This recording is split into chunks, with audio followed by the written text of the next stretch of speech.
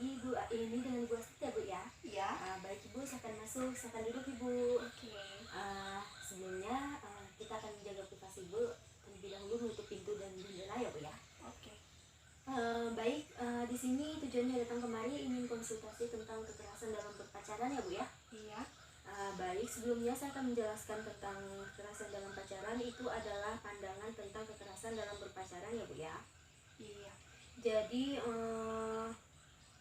biasanya tindakan kekerasan terhadap pasangan yang belum terikat pernikahan seperti kekerasan fisik, terus emosional, ekonomi, dan pembatasan beraktivitasnya juga ya Bu ya.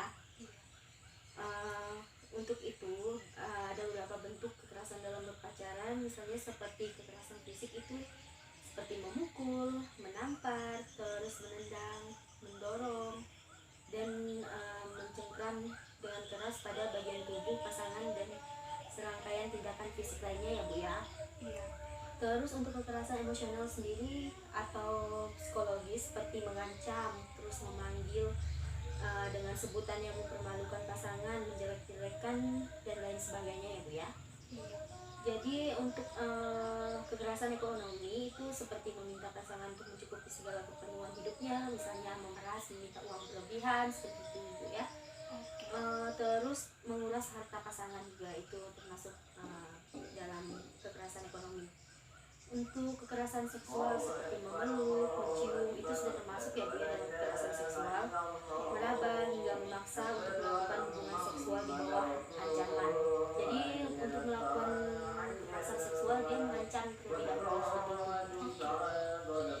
Misalnya kekerasan pembatasan aktivitas oleh pasangan itu misalnya terlalu posesif, misalnya mau pergi kemana-mana nggak boleh, harus izin seperti itu.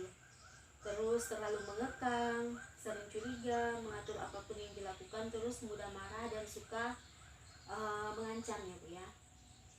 Jadi untuk faktor-faktornya sendiri penyebab kekerasan itu ada biasanya itu tingkat pendidikan yang rendah, pemahaman patriarki, terus kebiasaan memakai narkoba, sifat temperamental, dan tayangan di media massa, misalnya lihat di media massa ya Bu ya ada kekerasan terhadap pasangan, jadi memicu terjadinya kekerasan terhadap pasangan juga. Jadi untuk penyebab kekerasan dalam pacaran itu untuk korban cenderung lemah, kurang percaya diri, terus sangat mencintai pasangan, selalu memaafkan dan memaklumi pasangannya kalau berlaku kasar seperti itu. Jadi dampak yang ditimbulkan biasanya itu dampak fisiknya berupa memar, patah tulang, cacat permanen, dampak psikologis yaitu sakit hati, jatuhnya harga diri dan rasa malu ya Bu ya.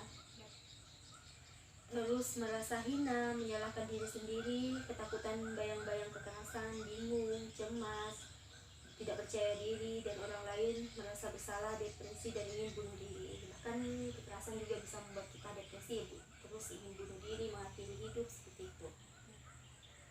Jadi untuk upaya penanganannya sendiri biasanya memberikan dukungan serta meyakinkan korban untuk berani berkata tidak ya Bu ya.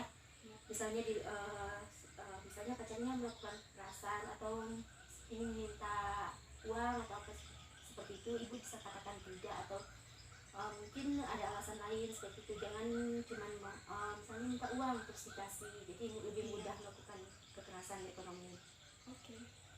Terus menentang segala bentuk kekerasan yang dilakukan oleh pasangannya, membantu menumbuhkan rasa percaya diri dan mendampingi korban apabila membutuhkan konsultasi. Misalnya ibu mau tekanan batin nih, ibu bisa datang ke psikiater untuk konsultasi, misalnya mencari solusi bagaimana untuk solusi dari permasalahan ibu.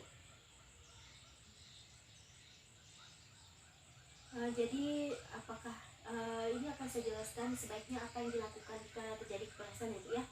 Iya. Menjadi remaja yang asertif yaitu mampu mengkomunikasikan apa yang dirasakan tentang perilaku seseorang gitu ya.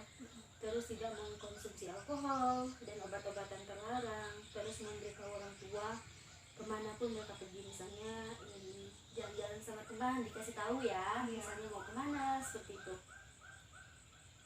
Terus berani berkata tidak, misalnya seperti tadi, jika diajak kemana sama pacar tidak, bilang tidak seperti itu. Terus membatasi perilaku seksual juga, tidak berhubungan dengan laki-laki sebelum menikah seperti itu ya. Jika di sini kan apa yang harus dilakukan oleh remaja laki-laki itu biasanya kan kenali hasrat seksual dan batasilah, terus hormati semua keputusan pacar, terus terbuka dan berkomunikasi dengan baik.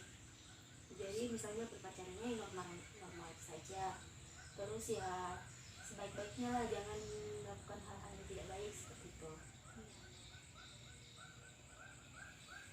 Jadi misalnya teman atau orang yang di sekeliling mbaknya ada yang mengalami kekerasan dalam pacaran, maka harus segera memberitahukan kepada orang tua atau yang Anda percayai, seperti misalnya melapor kepada orang tua atau pihak yang berwajib seperti itu ya. Iya.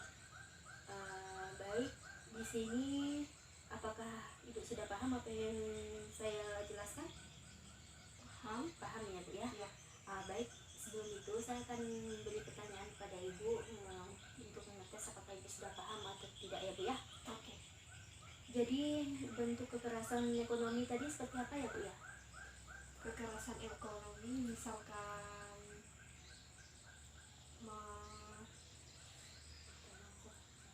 minta uang sama pacar, habis itu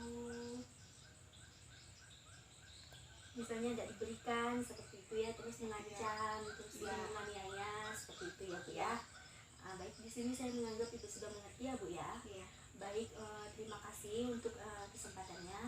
Selamat sore.